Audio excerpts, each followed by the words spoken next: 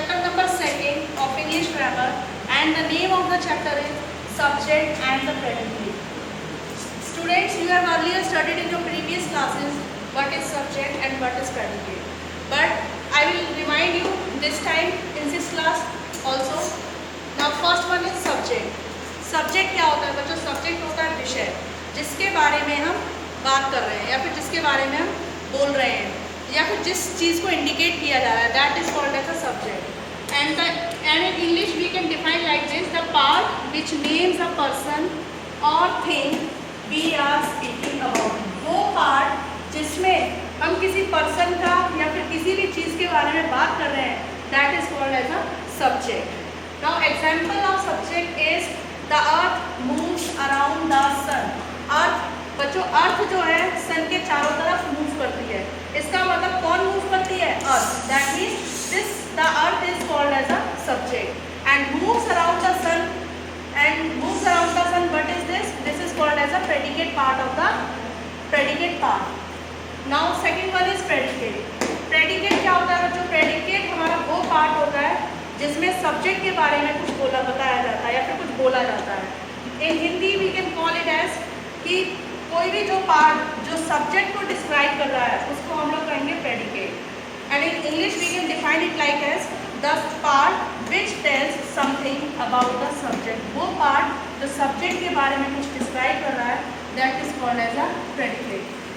C this example about the earth moves round the sun. अब ये अर्थ जो है वो क्या बता रही है? Moves round the sun. अर्थ जो है वो बता रही है कि वो सन के चारों तरफ मूव करती है. इसका मतलब क्या है? अर्थ तो हो गया आपका सब्जेक्ट, और वो सब्जेक्ट जो है वो क्या करता है? Moves round the sun. That part is called as the predicate part. Example: the earth moves round the sun. Friends, now the subject of a sentence usually comes first, but occasionally it is put after the predicate.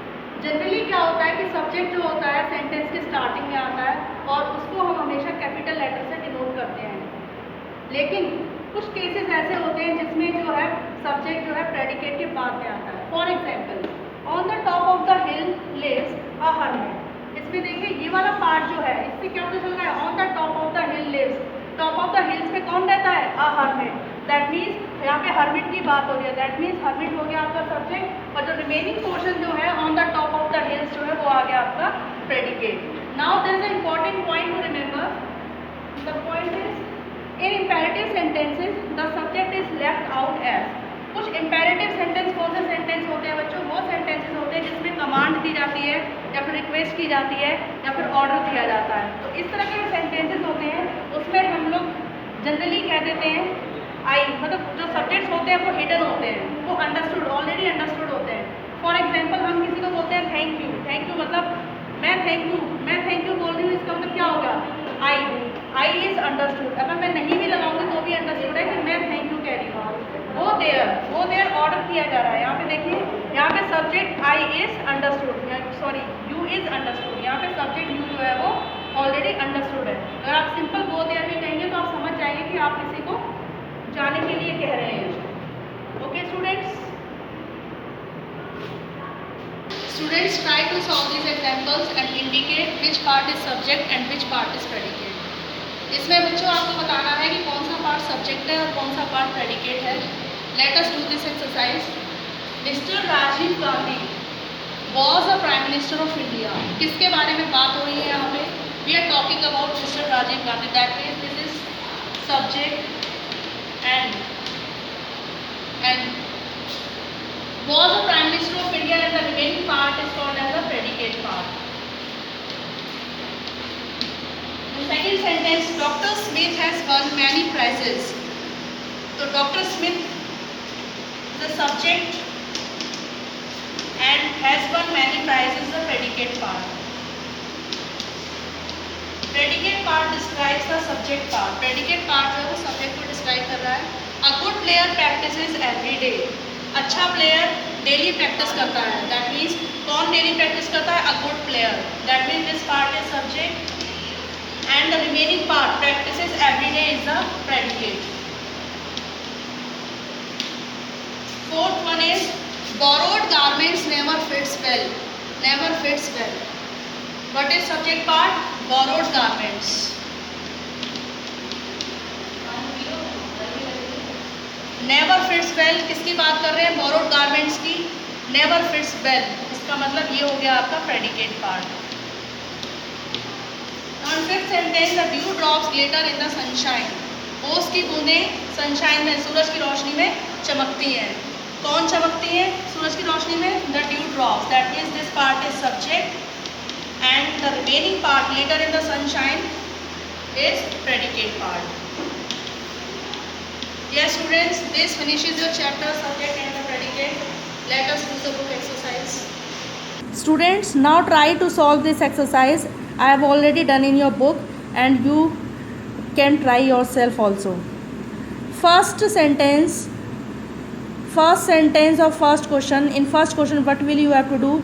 Complete the following sentence using predicate parts. You can fill the predicate parts by yourself. Okay, you can fill anything, but it should be correct. First sentence, Queen Elizabeth, the British monarch, loved the subjects very much. Or you can write your own predicate also. Okay, Queen Elizabeth, the British monarch, loved the subjects very much. Second sentence, Dr. Rakesh Arora, the most efficient surgeon, works in this hospital. Third, they are playing football. Fourth, health आपको दे रखा है, इससे सब predicate part लिखना है. Health is wealth. The books on the table is mine. Sonam works hard. Ravi works in a factory.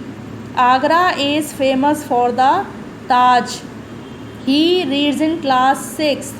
She is a beautiful girl. A good student never copies others. एक अच्छा student कभी किसी को कॉपी नहीं करता है. Those students were the audience.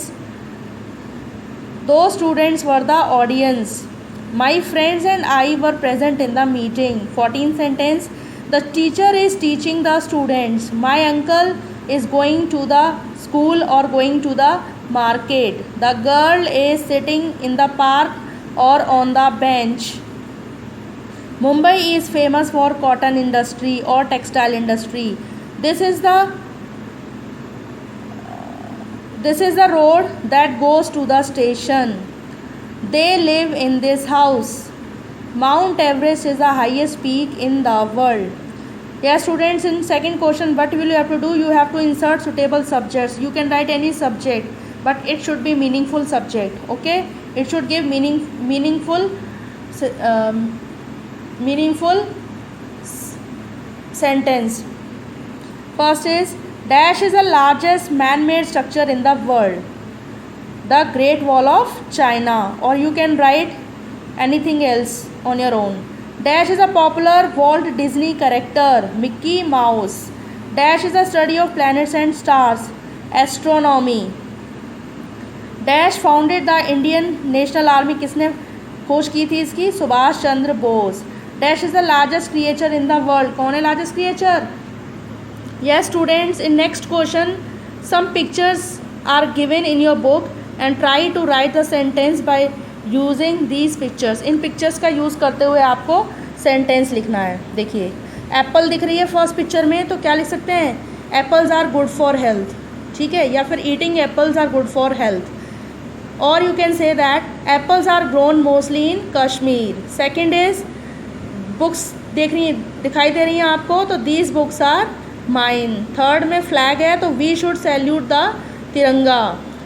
Fourth में birds दिख रहे हैं बच्चों, birds are flying in the sky. Fifth sentence, a tiger is roaring. Now next question, D part. Make 4 different sentences using the following predicate part. इससे क्या करना है, एक प्रेडिकेट पार्ट आपको गिवन है बच्चों, द प्राइड ऑफ इंडिया. इससे आपको डिफरेंट सेंटेंसेस फॉर्म करने हैं. फर्स्ट सेंटेंस क्या है बच्चों, the Taj Mahal is the pride of India. Second, Ganga is the pride of India. The Qutub Minar is the pride of India. The Howrah bridge is the pride of India. और you can write anything else by your own. Okay students, have you understood the chapter? And also you have to learn this chapter and fill the book exercise with the help of the given video. Okay.